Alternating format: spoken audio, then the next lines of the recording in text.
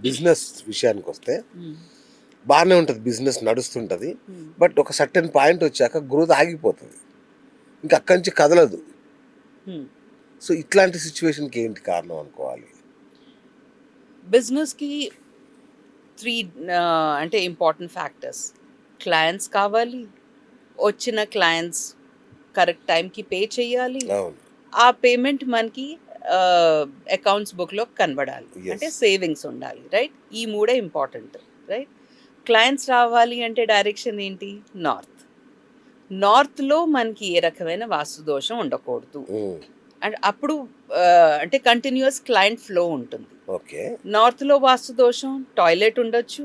హ్మ్. ఇంట్లో అయితే ఇప్పుడు బిజినెస్ అనుకుంటాం అనుకోండి. హ్మ్. ఇల్లు వాస్తు చూస్తాం, బిజినెస్ వాస్తు చూస్తాం. ఓకే. ఎందుకంటే ఎప్పుడైనా ఫైనాన్స్ ఇంటి మీద డిపెండ్ అవుతుంది, బిజినెస్ మీద డిపెండ్ అవుతుంది. అచ్చా! హెల్త్ ప్యూర్‌లీ ఇంటి మీద డిపెండ్ అవుతుంది. హ్మ్. రిలేషన్‌షిప్ ఉత్తి ఇంటి మీద డిపెండ్ అవుతుంది. అచ్చా! కానీ బిజినెస్ అంటే 2 ఇల్లు, ఆఫీస్ ఆఫీస్. 2 చూస్తాం. ఓకే. అందుకోసం ఇంట్లో ఎక్కడైనా ఎనర్జీ ఇంబాలెన్స్ అవ్వకూడదు నార్త్‌లో. ఆఫీస్‌లో కూడా అవ్వకూడదు. హ్మ్. ఇంట్లో ఏమవ్వచ్చు చాలా మందికి ఈ మధ్యన కిచెన్ నార్త్‌లో పెడుతున్నారండి. ఆ! నేను ఇప్పటి వరకు ఓకే. యూఎస్ అండ్ కెనడాలోనే ఇది ఆ పరిస్థితి అనుకున్నాం. కానీ రీసెంట్‌గా ఎవరిదో బెంగుళూరుదో చూస్తుంటే ఆ! వాళ్ళు కిచెన్ నార్త్‌లో ఇచ్చారు. నేను ఇండియాలో ఉంటూ కిచెన్ నార్త్‌లో ఆ! ఇవ్వడం ఏంటి అని. ఆ! ఇప్పుడు ఆర్కిటెక్ట్స్ విత్ డ్యూ రెస్పెక్ట్ కానీ ఓహ్ మై గాడ్! వాళ్ళు డిజైన్ కోసం ఎక్కడ పడితే అక్కడ కట్ పెడుతున్నారు. ఎక్కడ పడితే అక్కడ ఎక్స్‌టెన్షన్స్ ఇస్తున్నారు. వాస్తు పట్టించుకోవట్లేదసలు. అస్సలు పట్టించుకోవటం లేదు. అందుకే ఇన్ని సమస్యలు. అబ్బబ్బా! మీరొకటి గమనించారా? అంటే అరౌండ్ 10 ఇయర్స్ బ్యాక్ వాస్తు కోసం అంత అంటే మనుషులు అంత పట్టించుకునేవారు కాదు. అంటే అంత ఇంపార్టెన్స్ లేదు. లేదు. అవును. ఎందుకు? ఎందుకంటే అది ఆటోమేటిక్‌గా వాస్తు కరెక్ట్. ప్రకారంగా బిల్ట్ అయ్యేవారు అవును. కాబట్టి వాళ్ళకి అవును. సమస్యలు ఉండేవి కావు. అవును. కానీ ఇప్పుడు ఇష్టం వచ్చినట్టుగా కట్టేస్తున్నారు. హ్మ్. సో, ఈ చాలా ఇంటీరియర్ ప్రాబ్లమ్స్. డెకరేటర్స్ ఆ! వీళ్ళందరొచ్చాక కొంచెం తేడాలొచ్చేసినట్టున్నాయి. అంటే కొత్త కొత్త ఓకే. ఆర్కిటెక్చర్ ఇంటి బ్యూటీ కూడా చాలా ఇంపార్టెంట్. హ్మ్. కానీ వాస్తు ఫాలో అవుతూ మనం అది మెయింటైన్ చేసుకోవాలి గదా! చేసుకుంటే మంచిది. హ్మ్. నేను కూడా మా ఇంటి బ్యూటీ కోసం చాలా అంటే పర్టిక్యులర్. ఆ! కానీ వాస్తు ప్రిన్సిపల్స్ ఫాలో అయ్యి చేసుకుంటే అది ఇంట్లో ఫంక్షనల్ అవుతుందండి. అంటే అందంకి అందం ఉంటుంది. మనం కరెక్ట్. హ్యాపీగా అంతే కూడా గదా! ఉంటాం. అది హ్యాపీనెస్ చాలా ఇంపార్టెంట్ చాలా అండి. ఇంపార్టెంట్. అది రైట్. గదా! Thoughts true. Right ma'am. ఇంకొక సమస్య. హ్మ్. మా ఆఫీస్ ఉందనుకోండి. హ్మ్. బ్రహ్మాండమైన మార్కెటింగ్ టీమ్ ఉన్నారు. హ్మ్. కానీ సేల్స్ పెరగట్లేదు. మంచి స్కిల్డ్ లేబర్ ఉన్నారు. వర్కర్స్ బ్రహ్మాండంగా వర్క్ చేస్తారు. హ్మ్. అవుట్‌పుట్ మాత్రం కరెక్ట్‌గా ఉండదు. So, right. ఇట్లాంటి టైంలో హ్మ్. అంటే ఎంప్లాయీస్ కూర్చునే దిశనేమన్నా మారిస్తే దశ తిరిగే అవకాశం ఏమన్నా ఉందా? చాలా. అవునా? దిశ మారుస్తే దశ మారుతుంది. ఓహ్! వావ్! చాలా ఉంది. ఓకే. సో, మెయిన్‌గా మన మార్కెటింగ్ టీమ్ ఏం చేస్తారు వాళ్ళు బయట వాళ్ళతో కనెక్ట్ అయ్యి లీడ్స్ తీసుకొస్తారు కదా! అవును. అవును. సో, కనెక్షన్ అంటే networking, connectivity, east zone. Okay. ఇంకా కొత్త లీడ్స్ రావాలంటే ఆపర్చునిటీస్ కావాలి. Right. So, north is a zone. So, marketing people, business development వాళ్ళు నార్త్ అయినా, ఈస్ట్‌లో అయినా కూర్చోవాలి. రైట్? నార్త్‌లో గాని, ఈస్ట్‌లో గాని. ఈస్ట్‌లో కానీ. ఓకే. కూర్చుంటే వాళ్ళకి లీడ్స్ ఒస్తాయి. ఇంకోటి అక్కడ ఏ రకమైన వాస్తు దోషాలు లేకుండా చూసుకోవాలి. ఓకే. లేకపోతే అది రివర్స్‌గా తిరుగుతుంది. అది వేరే అవునా? మాట. అవునా? ఇంకోటి స్కిల్డ్ వర్కర్స్ ఉంటారు కదా! అవును. మీరడిగారు స్కిల్డ్ అవును. వర్కర్స్ అవును. గురించి. వాళ్ళు కూర్చుని direction south west. South west మన స్కిల్‌ని ఇంప్రూవ్ చేస్తుంది. South west. ఓకే. స్కిల్ హ్మ్. అంటే నైరుతి. Skill right. ఇంప్రూవ్ చేస్తుంది. ఓకే. మనకి స్టెబిలిటీ ఇస్తుంది.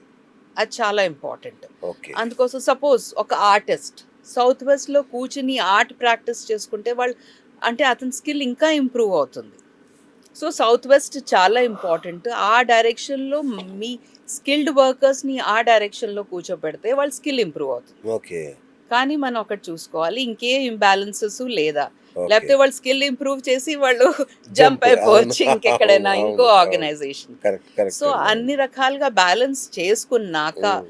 వాళ్ళ సిట్టింగ్ పొజిషన్ మనం డిసైడ్ చేస్తే దాన్ని బట్టి మనకి ప్రాఫిట్స్ ఒస్తాయి. సూపర్బ్. డెఫినెట్‌గా. సూపర్బ్.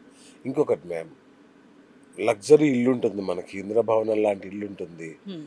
రాజ్‌మహల్ లాంటి బెడ్‌రూమ్ ఉంటుంది. హ్మ్. అసలు ఓ ₹1,00,000 బెడ్ ఉంటుందనుకుందాం. హ్మ్. అయినా నిద్ర పట్టదు. చాలా మందికి ఇదో పెద్ద సమస్య అయిపోయింది. ఇన్సోమ్నియా. ఆ! ఏదో ఒక అనారోగ్యం లేదంటే నిద్ర అసలు పట్టదు. హ్మ్. మరి దీనికి గూడా వాస్తుకి ఏమైనా లింక్ ఉంటదా అండి? రైట్. ఉంటుందండి. అవునా? సో, నిద్ర పట్టడానికి, స్టెబిలిటీకి, హెల్త్ మనది సరిగ్గా ఉంటే నిద్ర బాగా పడుతుంది. అవును. రైట్? తిన్న రైట్. డైజెషన్ అవుతుంది. అవును. ఎన్నో జోన్స్ రెస్పాన్సిబుల్ అండి. ఒక్క అవును. జోన్ అని కరెక్ట్. పర్టిక్యులర్‌గా కరెక్ట్. చెప్పలేం. అవును. డైజెషన్‌కి సౌత్ ఈస్ట్, అవును. హెల్త్ ఓవరాల్‌గా బావుండాలి అంటే మనకి సౌత్ వెస్ట్. అవును. నిద్ర పట్టాలి అంటే హెల్త్ బావుంటే కదా మనకి నిద్ర పడుతుంది. అవును. చాలా మందికి హెల్త్ బావున్నా నిద్ర పట్టదు. ఇన్సోమ్నియా ప్రాబ్లమ్ ఉంటుంది. అలాంటి వాళ్ళకి కూడా సౌత్ వెస్ట్ మనం బ్యాలెన్స్ చేసుకొని, ఏ రకమైన ప్రాబ్లమ్ లేకుండా చూసుకుంటే, south west major problem toilet. South west toilet మనకి పితృదోషం ఇస్తుంది. ఆ! మోస్ట్ ఆఫ్ ద కేసెస్, అన్ని అవునా? కేసెస్‌లో అన్ను. ఓకే. ఓకే. పితృదోషం ఇస్తుంది. సౌత్ వెస్ట్ టాయిలెట్ రిలేషన్‌షిప్‌ని పాడు చేస్తుంది. ఓకే. సౌత్ వెస్ట్ టాయిలెట్ నుంచి స్టెబిలిటీ పోతుంది ఓకే. మనిషికి. సో, ఇవన్నీ చూసుకొని ప్రాపర్‌గా మన సౌత్ వెస్ట్‌ని బ్యాలెన్స్ చేసుకుంటే, హ్మ్. ఈ నిద్ర రాకపోవడం ఇలాంటి చిన్న చిన్న health problems south west again Rahu దిశ అండి.